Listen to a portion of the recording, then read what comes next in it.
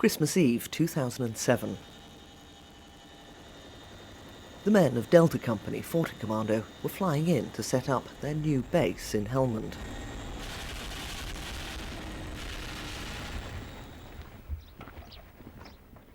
Early on Christmas morning, they went out on their first foot patrol. This was their welcome from the Taliban. Right, Jonesy! Yeah? Straight line through me, 1 o'clock. Yeah? We've got two buildings. Building on the right, he was on top of there, RB3 gonna... Right!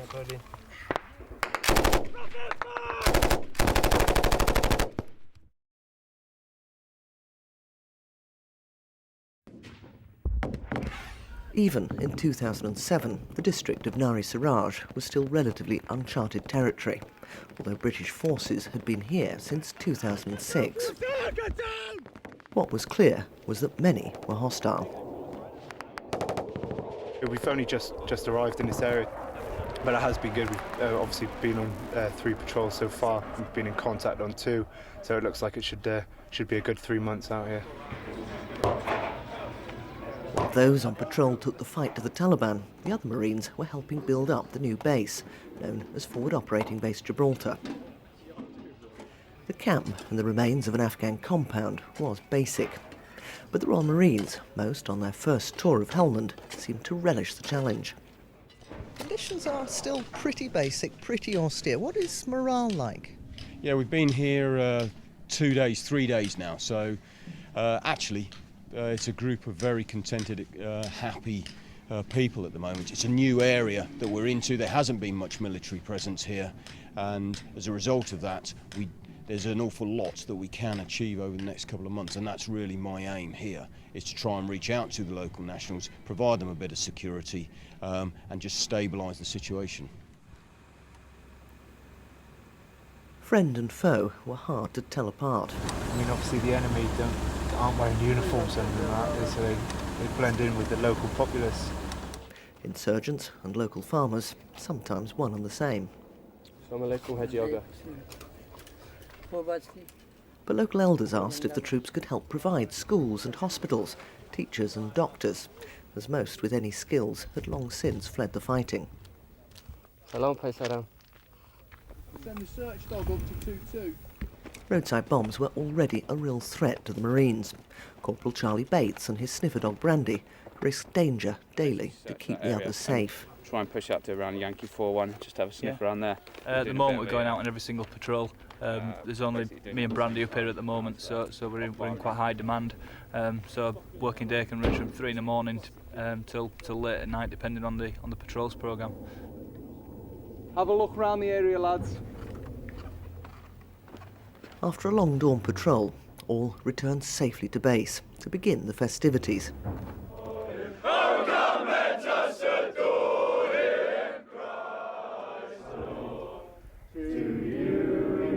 This carol service is the one chance that the Marines and the medics here have to really celebrate Christmas today. And even though they're thousands of miles away from their friends and family back at home, working and living in difficult and often dangerous conditions, morale here remains high.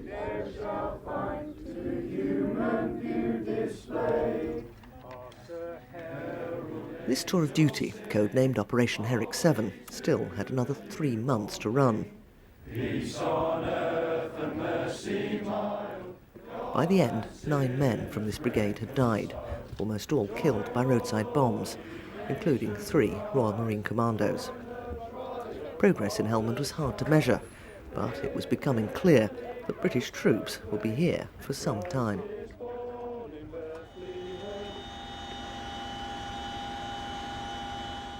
This November, almost 5 years on, we returned to film with Delta Company, now on their 3rd tour of duty here.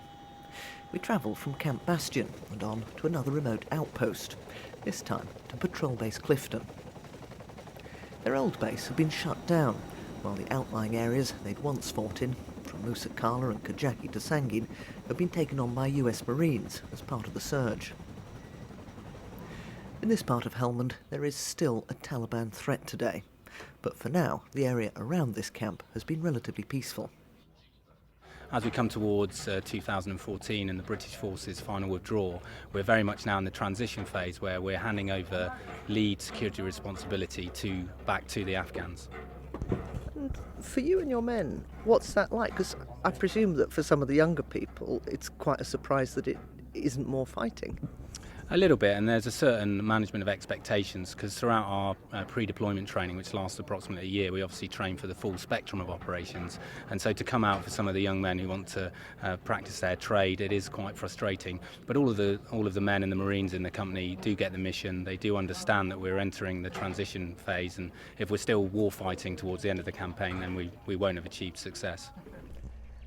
Living conditions at this patrol base, Clifton, are comfortable, but you can see they're still pretty basic. But this, in almost every other way, is a very different tour to the one that Delta Company experienced back in 2007 when they came into almost daily contacts with the Taliban.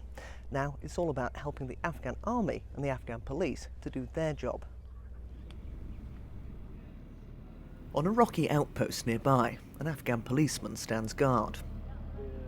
These hills have seen many armies come and go, and legend has it that this fort was used by Genghis Khan. It was occupied by the British too, in their last war here. Go on, faster, we'll move off. You jump on the back, okay, and just keep the security at the back. And once again, the Afghans are preparing for British troops to leave.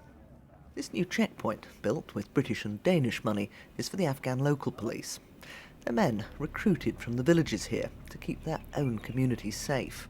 We also asked the ALP if they want to reassemble the weapons. The Royal Marines have been mentoring them, including Corporal Patten, now on his third tour of duty. It's different, as in last time was a lot more kinetic, a lot more interaction with the enemy, whereas this time there's a lot of progression going on. We're seeing a total different side to Afghanistan this time around, with the interaction with the ALP.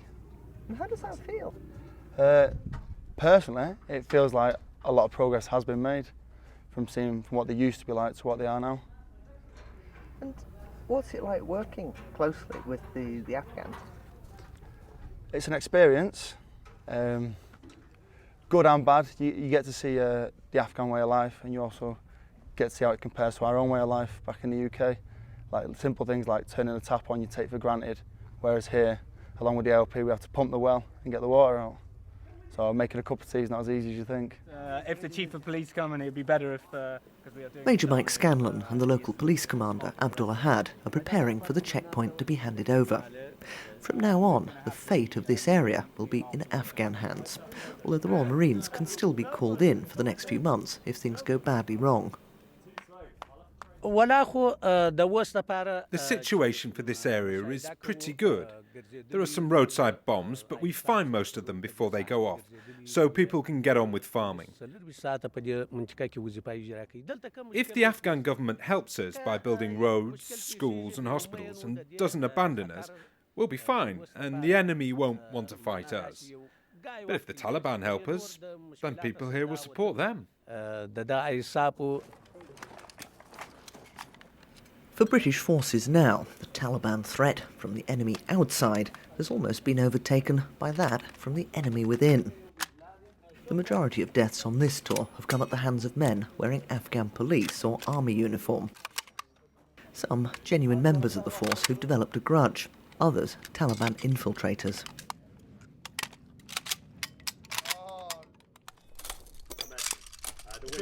Both sides are now stripping down their weapons again, only this time they're doing it blindfold. That not only takes an awful lot of skill, it takes a lot of trust.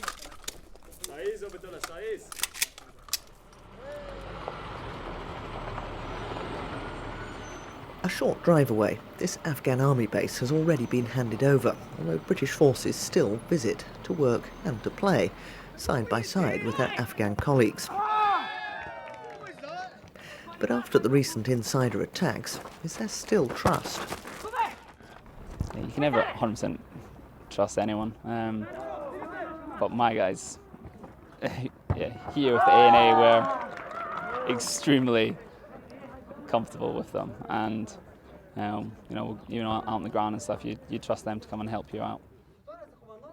But just in case an armed British soldier watches over us, they're known as guardian angels, protecting their comrades. And the ground, a few hundred metres away here, remains a front line where the insurgents can still attack. Just 2 days after we filmed this match, Captain Walter Barry from 1 Scots is killed by an Afghan soldier during a similar friendly. After Captain Barry's death, we're taken to meet the most senior Afghan army commander in Helmand. I want to express my condolences to his family and to the people of the UK. We share your grief. You know, we have 18,000 Afghan soldiers in Helmand. There is good and bad everywhere. We talk to our soldiers while they're in training and tell them that murder is forbidden. But the 1 or 2 who do things like this have usually been influenced by the enemy.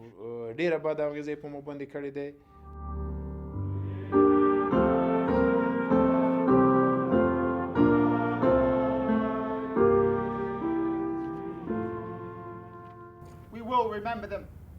We will remember them.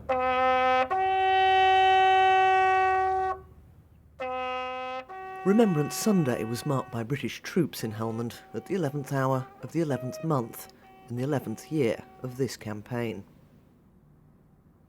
Despite their youth, many here had already lost friends and comrades on this and previous operations, giving this day an even deeper resonance. For many, the losses are still raw. For the Royal Marines, many thinking of Corporal David O'Connor and the medic Corporal Channing Day, killed by an Afghan policeman in October. When you go home, tell them of us and say, for their tomorrow, we gave our today. For this brigade, there's little time to mourn their losses while they're here. They'll have to do that when they return home. But carrying on after losing friends and comrades is always hard.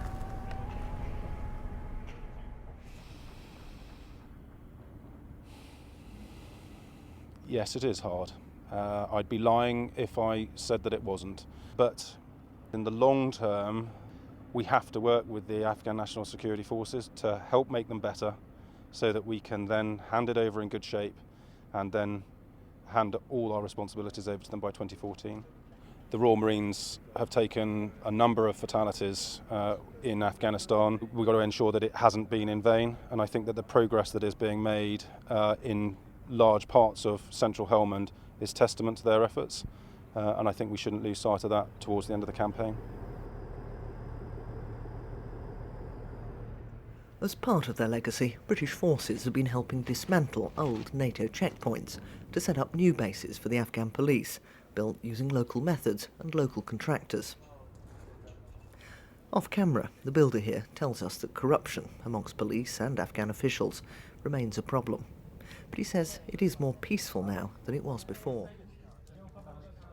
Security in this area of Goresh hasn't yet been fully handed back to the Afghan security forces, but the signs that it's on its way there are everywhere, from the newly built police checkpoint to the fact that NATO soldiers no longer routinely patrol this market. They're only here today to take care of us.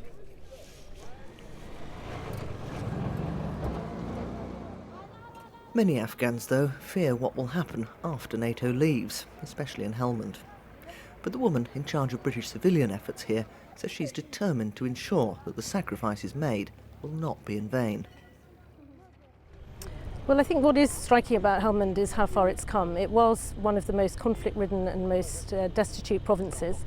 It's come a huge way. So if we have to remember that in 2001 no girls were in school, we've now got 28,000 girls in school, for example. So when we leave, people will work themselves to ensure that the progress that we've achieved with them is enduring.